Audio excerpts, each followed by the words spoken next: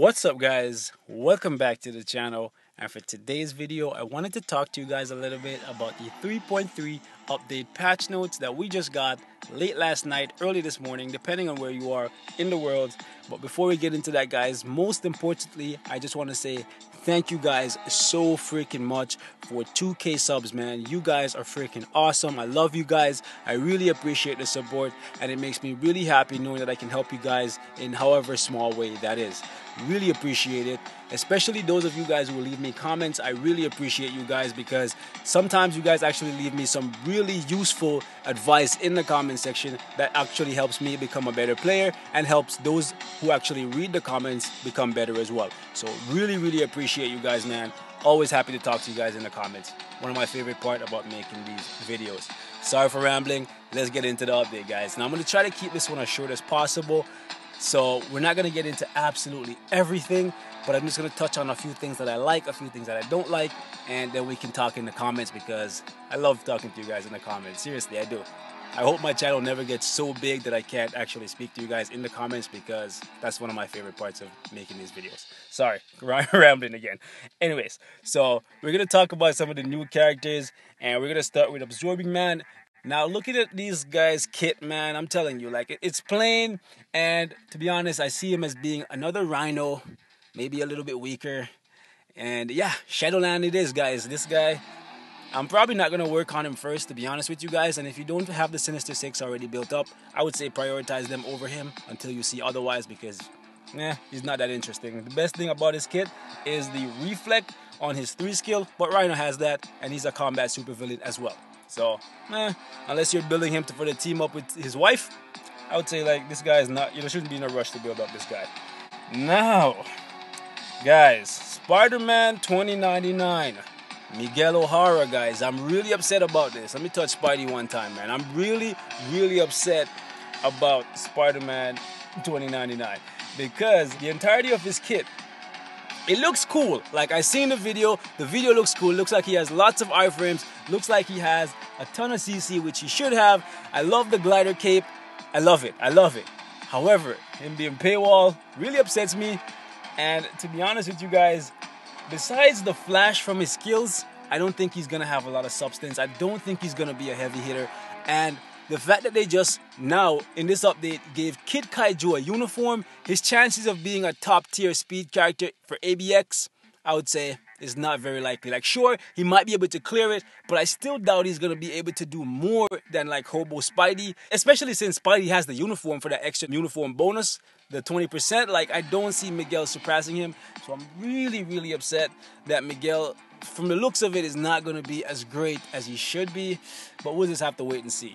While we're on the topic of premium characters, Kid Kaiju getting a uniform, although I'm really happy that Kid Kaiju got a uniform, Carnage been the first one, guys. Carnage is the first premium character. He's slowly moving more and more down the ladder, not when it comes to combat supervillain ABX, but when it comes to premium characters, and I really feel that they should give Carnage a uniform. Like, he's been in the game for a minute. They should at least be giving him his uniform before Kid Kaiju because Kid Kaiju didn't necessarily need a uniform. I know it was advertised, but I feel like Carnage should have gotten one before him because they should go by just how long the character's been out, and Carnage is getting stale, to be honest. And I don't want to ramble too long, but I know a lot of people are saying, well, Miguel has to be good because he's premium. Well, guys, freaking Hyperion, if I can find this guy, he's premium, and he's been garbage since he was released. And he's still garbage now, and he's still premium. So there is no guarantees when it comes to premium characters. Sure, Kid Kaiju got released as kind of subpar, and they bumped him, but they've known that Hyperion is garbage, and they still refuse to fix him. So I would say don't hold your breath. If Miguel ends up being another Miles Morales, yeah. Okay, guys? So I don't want to ramble too long, but don't hold your breath. Miguel might actually not be as great as he should be because, granted, you're not really seeing too much in the trailer. You see some iframes and some CC, but he could have absolutely garbage damage. And to be honest, his tier 2 doesn't really look like it's going to bump his damage any more than it actually is at tier 1. His leadership is great. I think it is a fantastic leadership. And honestly, I feel like that is what Spider-Man should have had as a leadership. Like, this 6% when compared to Miguel's 45%, he's the original Spider-Man. Like, how is he having 6% when Miguel has 45? They should at least remove all of these 6% or buff them to 24, and I could live with 24. Like, this is just bad. This is just bad, okay? But we won't ramble too long on Miguel. I'm really hoping I'm wrong, and I'm really hoping he's great, because eventually I will buy freaking Kid Kaiju, because I see him going from being a character that was scoring 180, 190 in ABX to being like 240, 250, maybe more, depending on your cards. If you don't have Kid Kaiju, he's definitely someone you should think about picking up if you're struggling in ABX on speed day, because he's going to make your life significantly easier, because all of his summons are now going to be dealing even more damage, and they dealt a ton of damage to begin with. So yeah. On to the third new character in the update. I know, guys, I know I dragged that one on too long. Anyways, so freaking Titania, Absorbing Man's wife, whatever you guys want to call her. I love the leadership. It looks like it may end up being the highest damage boosting leadership for physical attacking characters in the game at 60%. It might actually be the new highest like damage boosting percentage, even when you include She-Hulks. A lot of people were saying she's going to be the new She-Hulk, and it looks like just from the leadership, she might actually be that. Her kit, however, is not actually bad. It actually has the potential to be better than She-Hulk's, because she has a really cool 3 skill and a really cool 4 skill. Absolutely love it, okay? She has some damage immunity. It says 50% chance to be immune to damage. Really hoping that scales as you level the skill and gets all the way up to maybe 90 or 100. That would be great. And she also have a self buff on the 4 skill, so that would be great as well. Just have to wait and see how many iframes she has. But to be honest, I'm going to tell you guys this right off the bat. My tokens will be going to her first before I even look at Absorbing Man, just from the information that we've seen in this original post, okay? Now, there's some text here about Miguel. We're going to skip that because, yeah, don't really care for it. Really sad, really sad. I want more from Miguel, and I'm really hoping that one of you guys or someone else picks him up and shows me that Miguel is awesome and he's on par with Spider-Man. That would be great. Now we're getting a uniform for Yondu. It's the same bonus that Yondu currently has. I already have Yondu's uniform, so I don't think I'm going to buy it. Unless he gets a bunch of skill changes that makes him do more damage and is a little bit safer to play, which I do like this version of Yondu. I love the guns. I don't really care too much about the arrow, but I do like that as well. But the only reason I would even think about buying the new uniform is, one, if I didn't already have this, and two, if it gives him more survivability and more damage. Okay, Yondu is not a terrible character, even like with this uniform. Without the uniform, he's bad. But with this uniform, he's pretty good. So if this uniform takes his pretty good to being great, I would definitely think about buying it. Kid Kaiju we already talked about. Spider-Gwen is in a terrible place right now when it comes to damage. So this uniform right here does give her a little bit more of that, but is it enough? We'll have to wait and see. I would say if you don't have if you have Kid Kaiju, buy the uniform. If you don't have Kid Kaiju and you think you're gonna get him, buy the uniform. Because personally, I might be buying this uniform even before I get Kid Kaiju. Because I have the crystals saved up, I might actually just go ahead and buy the uniform, because I know eventually I will still be picking up Kid Kaiju. It's just a matter of time. Yondu, that's debatable. We'll just have to wait and see how the skill changes affect him. And from there, he might be my second choice. I like Spider-Gwen. I really love how it looks. However, if she doesn't get more damage, she's not worth the crystals to me. But this is just premature thoughts, okay, guys? So, maybe wrong. Then we have my favorite supervillain in the freaking game, guys. Big Daddy Thanos, man. Like, I love this guy. Like, when he got released, when I got him, he was my greatest accomplishment. I absolutely loved him. And then his reign of terror ended because they brought in freaking Doctor Strange. And then ever since then, everyone's been shitting on him. And I was waiting for the moment when this guy got a uniform or something like a rework or something like that that would put him back on top. And I'm really hoping that this uniform does that for him. One thing I don't like, though, is the fact that they're making this uniform cost either more or something different entirely than the freaking regular uniforms, like the 750 or the 1225 or whatever, 1250. I don't really know the original cost because I don't even check the uniforms unless they're on sale. Never buy uniforms unless they're on sale if you're new to this game. Always wait for the sales. There's always a sale, like in every 3 to 4 weeks there's a uniform sale, okay? Never buy for full price, okay? That's just my advice to you. especially if you're free to play. Now, when we're back on Thanos, guys, this uniform right here gives him 20% decrease to all damage received. That is great. That is going to be amazing for his survivability, which is not something that was ever an issue. So get ready for those timeline battles with freaking Thanos. Once more of this guy just being really freaking annoying, especially if you have an invincibility obelisk on him. His 4-star passive also gets freaking better. This right here is actually one of the best 4-star passives in the game. Debatably, probably the best. Like, in my eyes, it's freaking amazing. And it gets even better. Before, you had a chance to either get the damage immunity or the heal. Right? Now, you're getting both of those things. So, yeah, and this before, it was when hit. Now, it's when you're attacking. So, you have a greater chance of activating this, because if you chain Thanos' skills properly, you can stay in iframes all the time and pretty much never get hit. So now you don't have to rely on getting hit to heal back. You just pump out as much damage as you want, and this guy's just going to stay from being in an iframe state to being in a freaking damage immunity state. Crazy, crazy stuff here. I can't wait. The only problem is he now going to have burst freaking damage? Because his entirety of his kit, this is the only skill that has any burst damage on it and has a slow animation. The slow animation is generally great because that adds to his survivability because he's in that long ass iframe. However, because of how long it takes for the attack to go off and how long the attack is, in game modes where everything works on a timer and you need to dish out as much damage as possible quickly, like let's say when you need to fill up that attack meter in like co-op invasion or something, this right here is not enough. However, if he gets a couple more skills that deals some big damage numbers, like close to proximal level in short amount of time, that would be great. We'll just have to wait and see, boys. Overall, I'm really looking forward to this. Thanos is going to be amazing either way. I'm just upset that they're going to make this uniform cost something else when even you can't even justify this as being, oh, he's tier 2 native. So that's why they're making it cost more. Because Doctor Strange, guys, Doctor Strange is tier 2 native. He came at tier 2 native. He was the first one that was a tier 2 native that got a uniform, and his uniform only cost a regular crystal. So why would Thanos be costing something different or more? There has to be a reason for it. And if this uniform doesn't propel him to being Doctor Strange level or higher, and there's a different cost that is probably going to be more than just a standard $750, which you can save in a couple weeks, that's not going to be good enough for me. Okay, that's not going to be good enough for me.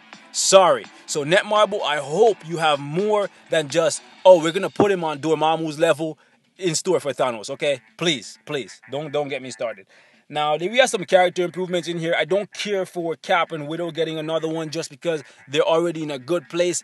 Daredevil, however, this freaking guy, man, like, he's so freaking bad.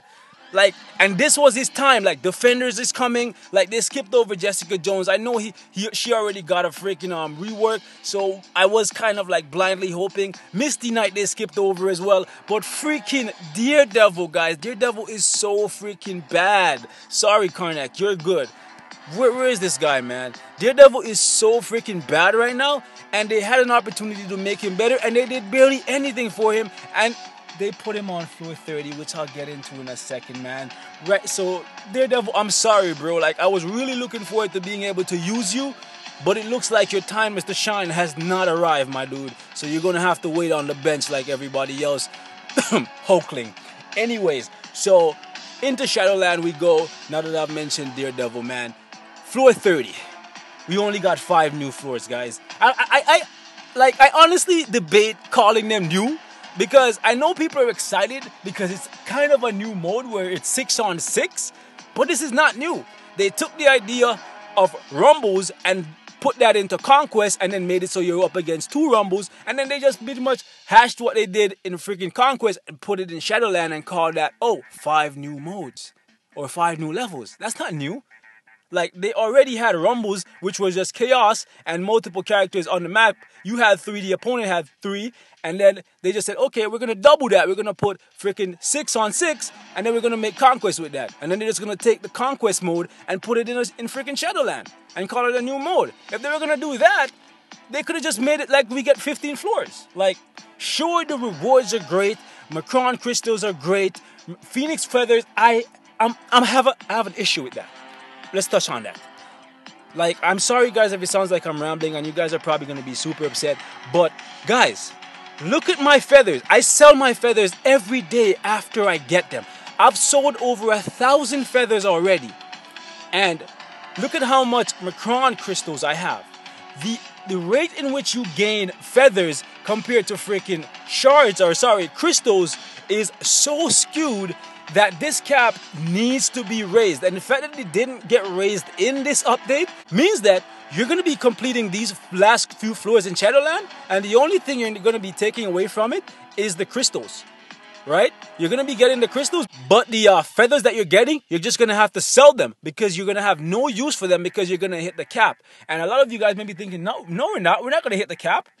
You're going to hit the cap. And very soon after you buy the Magneto Deluxe package, which you should, Magneto's great, and if you want Jean Grey, you're going to have to buy it. And very soon after that, you're going to realize that Phoenix feathers are going to be sold because you cannot keep them. Same thing for these shards, but you don't get any from completing that. So the feathers, you're going to have to keep selling them constantly because of this stupid cap, which is super low for no reason. Because how does it make sense for you to have to work on Jean Grey, who costs 4,400 Phoenix feathers, but yet you can't even keep half of that in your freaking thing? It doesn't make sense. It doesn't make sense at all. So this cap needs to be raised, or we need to have gotten mutants in this update to justify us getting more like feathers. Crystals, I'm happy for them because the rate in which you gain crystals is very slow. So by the time Apocalypse drops, you shouldn't be hitting the cap unless you're like a heavy spender or something, because these are just going to go to my Jean Grey and then I'm going to have time to save up again. However, these are just going to be constantly something that you sell, and they don't even sell for much. Like, look at how much you pay for, like, look at that. 60 gold for 2, so 30 for 1. Really? Really? All right.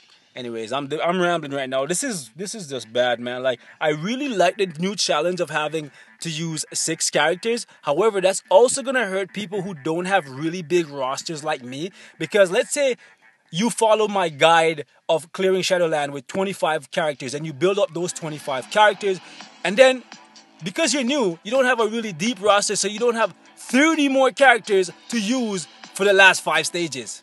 Then you're pretty much screwed. Even if you had 2 characters or 3 characters that could clear like 25 and 26, you can't, because you don't have the amount of characters that you need to clear it. And you can't enter, if it works the same as Conquest, you can't enter the game mode unless you have all 6 characters. So unless you have characters unlocked, like let's say you have, let's say Spider-Man and a whole bunch of like 1-star characters to put beside him, you won't even be able to attempt the floor. So it's just like, I know I'm excited to play it. Like, I really am. I don't mean to sound like a Debbie Downer and rag on them, but like, they should, if that's the case, they should make it so that you can enter this mode with just 1 character, just like you could every other mode. And I know a lot of you guys are going to be like, well, that would defeat the purpose of it. Not really, because that would really test your build and just to see how well 6-on-1 would work. That would be great for me. I would love that challenge. But at the same time, I can also see why they would do that, because then it gives use to some of the characters in your roster that you would never use otherwise. There is a place for it, but I like to have options, and I feel like this is going to hurt you guys if you're really new to the game, because now instead of taking 25 characters to clear Shadowland, it's going to take you 55. It really is. Because the last 5 floors, you're going to need 6 characters each. That's 30. So yeah, man, like, I don't know, guys. Let me know how you guys are feeling. There's a couple other things in here, but I don't want to make this one super long.